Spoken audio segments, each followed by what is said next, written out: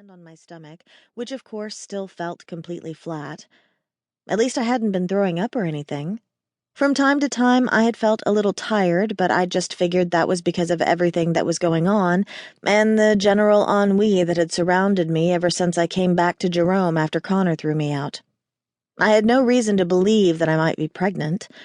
Or actually, I'd had several reasons, but my grief-fogged brain had skipped right over them. I picked up the phone. "Hi, Sydney." She launched into a reply without even the semblance of a preamble. "So, Anthony got called into work, which means I don't think we'll be able to make dinner since he's not off until 7:30. Can we just meet you at the spirit room at 8?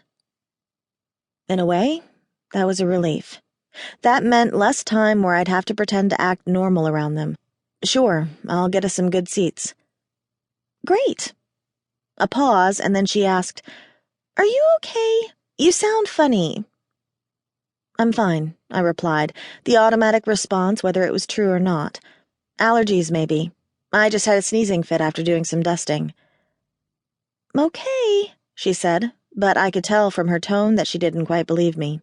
Then again, she knew I'd been skirting the edges of depression for a while. It had been getting better, but that didn't mean I didn't stop suddenly from time to time and let the tears flow over me whenever I let my guard down. "Well, then we'll see you around 8. It might be a little later, depending on how long it takes Anthony to close up." "No worries," I told her, since I knew that was what she wanted to hear. "See ya." "Bye," she chirped, falsely cheery, and I hit the end button and tossed my phone on the bed. Then I looked up at the clock. 3:15, which meant I had about 5 hours to compose myself and get myself in a mental state where Sydney wouldn't notice anything was wrong. Right. Since it was a Tuesday night, the spirit room wasn't all that crowded when I got there a little before 8. I knew a lot of the crowd would start trickling in later, and in fact, the band was still setting up, so I could tell they weren't going to start at 8 on the dot. Moving purely by force of habit, I went to the bar, then realized I couldn't order my usual glass of wine. A pang of guilt went through me as I thought of all the wine I'd consumed over the past month or so. Not enough to get plowed every night, but still way more than anyone in the early stages of pregnancy should have been drinking.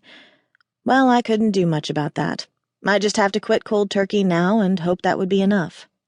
It also didn't help that my cousin Marcus was tending bar that night. Sometimes he worked here at the spirit room and sometimes up at the asylum bar at the Grand Hotel at the top of the hill. Just my luck that he was on duty tonight instead of one of the other 2 bartenders, both of whom were civilians. "Hey, Angela," he said, and started to reach under the bar. "Glass of wine?" No," I said quickly. "Just some—" I racked my brains. I knew I shouldn't be drinking caffeine, and I didn't like ginger ale. "Just some mineral water, thanks." He raised an eyebrow. "You feeling all right?" Very funny. He was about 5 years older than I, close enough in age that he wasn't too overawed by my status as prima, and therefore didn't see a problem with giving me some shit when the situation warranted. "I just don't feel like drinking tonight, okay?" "Hey, no worries," he replied, giving me a wink and pulled out a glass and filled it with ice and soda water, then garnished it with a lime. After pushing it across the bar toward me, he added, "This one's on me." "Very generous of you." A grin, and then he turned away from me to help a couple in their early 30s who'd just approached the bar. I didn't recognize them, so I guessed they were tourists. Good.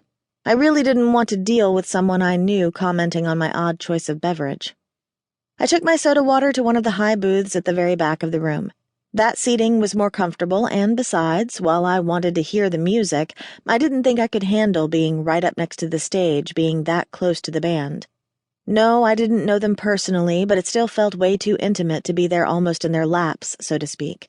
Also, I noticed a young man around my age, maybe a little older, setting up an easel next to them, and realized that he was going to paint along with the music. I vaguely recalled Connor mentioning seeing them do something similar at a show he'd gone to before we met, but I hadn't really put 2 and 2 together. It was hard enough to be here at all without having to sit and watch someone paint, and maybe wonder what Connor would be painting if he were here instead. Scowling, I sipped my soda water and wished I'd told Sydney that I couldn't come, that I had stomach flu or cramps from hell, or something that would have gotten me out of having to be here. She always did.